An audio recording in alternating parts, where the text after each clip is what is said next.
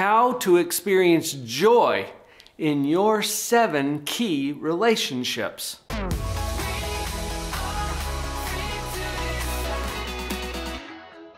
3 decades of clinical experience all boils down to this. Life is about joy. Can you get behind that? Life is about joy. It's about experiencing happiness or fulfillment or success or whatever words we want to use to describe it. It's about joy. And in my experience, joy happens in the context of our 7 key relationships. I'll share with you what all 7 of those relationships are and the number 1 factor that determines joy in all 7. In my book, Pathological Positivity, I talk about the feeling as being the reason that we do everything. The feeling, capital T, capital F. And what I'm getting at is the joy that we experience when life is good, when we feel rich and abundantly blessed in our relationships. Joy, the feeling, it's the reason we do everything. I mean, why do you go to work? To earn money, right? Okay, well, why do you want money? So you can go buy stuff and pay for things? Well, why do you want to be able to buy stuff and pay for things? So I can have a home and food to eat? Well, why do you want to have a home and food to eat? Now look, at the end of this argument, it always comes back to the same thing. It's so that you can have that feeling. I'm calling it joy, but it's that feeling that life is good, that things are as they should be. That's what we all crave. And I mentioned just a moment ago that this happens in the context of our 7 key relationships. I believe that there are 7, and I think that they happen in this order. Let's just run through them so that we have the context here. Key relationship number 1 is with your Creator. Now, I'm not here as your spiritual guide or your ecclesiastical leader. I'm here to acknowledge that as human beings, we have to come to a sense of our source in order to fully understand our purpose, and this affects all of the other key relationships in our life. So whatever it is for you, what is that overriding higher power source in your life that you would consider to be at the level of Creator? That's our first key relationship. Second is yourself. And some people skip this one. They don't even realize that that's a relationship. And they'll go out there and be so kind and compassionate and loving and forgiving to everyone, except for one, where they are cruel and harsh and demanding and unforgiving.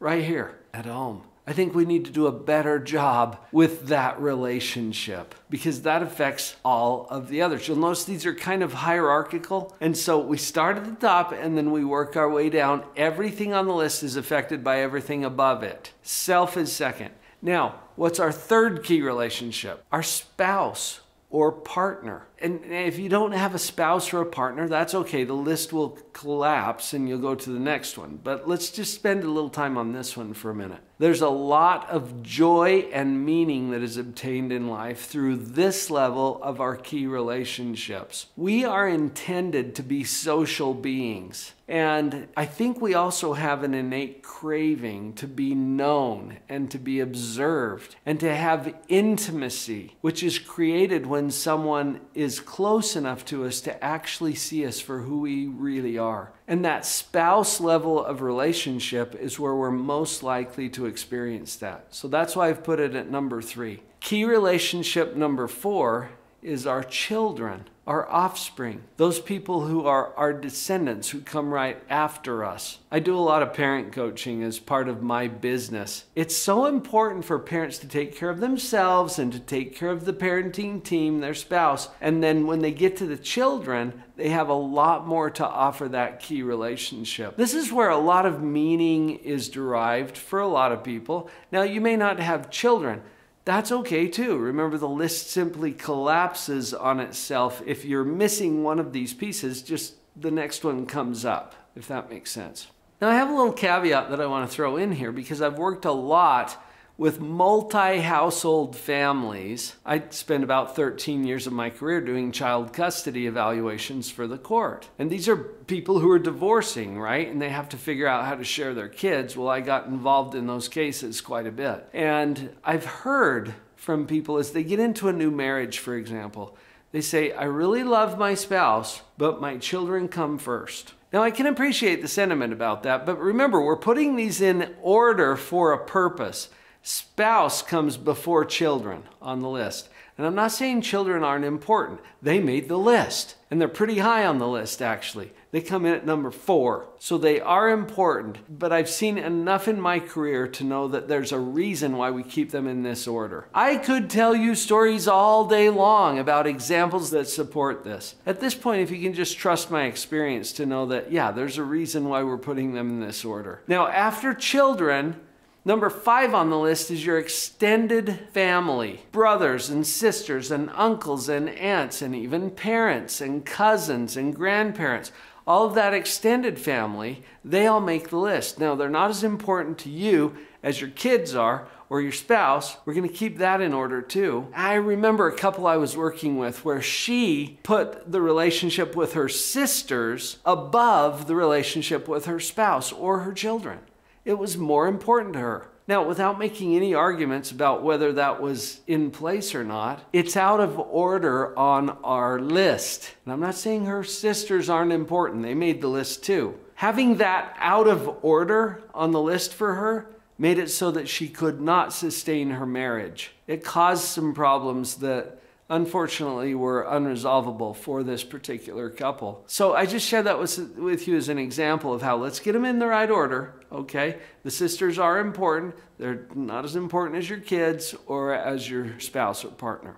Relationship number 6 is the relationship you have with other people. One of my advisors told me there's 2 kinds of people in this world. There's the people you know and the people you don't. And I'm like, well, that simplifies it. I can't think of anybody else outside of that. But when we think about other people, where do they fall in the lineup? They're all important. We're talking about people in your neighborhood, in your community, at the church, at the synagogue, people in your club or in your work or your organization, or starving children in Africa. They all make the list. They're all important. They're just not as important to you as your own family is. And that's as it should be. It's not that they're not important. That's where we're going to put it on the list. Now, I've had a lot of people ask me, what about friends?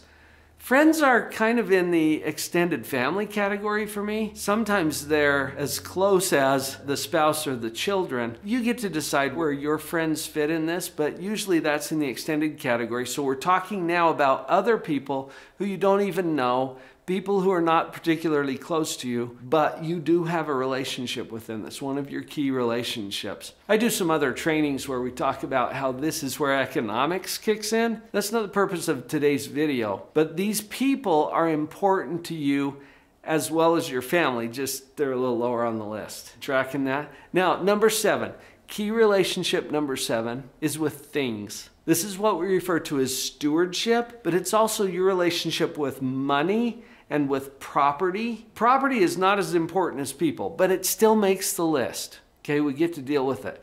These are our 7 key relationships. Now, I told you that there's one overriding principle that covers all 7. And for me, that principle is positivity. When I say positivity, do not misunderstand what I'm saying here. I'm a professional psychologist. I'm not talking about the trite, fluffy, just think positive that you hear out there all the time. I'm talking about a level of positivity that actually impacts the functioning of our brain. I'm talking about the psychological roots of a principle that gets touted from the stage all the time, but we need to understand what actually drives it. I mentioned earlier my book, Pathological Positivity. I'll give you a free copy of this book. Just go to the URL on the screen right now, drpauljenkins.com/free book. Can you remember that? Come on over. I'll give you a free copy of this book. You just pick up the shipping and I'll send this right to you. This gets to the heart of the principle that has the most impact on all 7 of our key relationships. It's really like the operating instructions for the equipment of your own mind. And as you come to understand how to operate your own mind better, every aspect of your life improves. Every one of those 7 key relationships is impacted by positivity and how well you can practice that in your own life. Go grab the free book, will you? drpauljenkins.com/free book. You pick up the shipping. I'll pay for the book and put it right in your hands.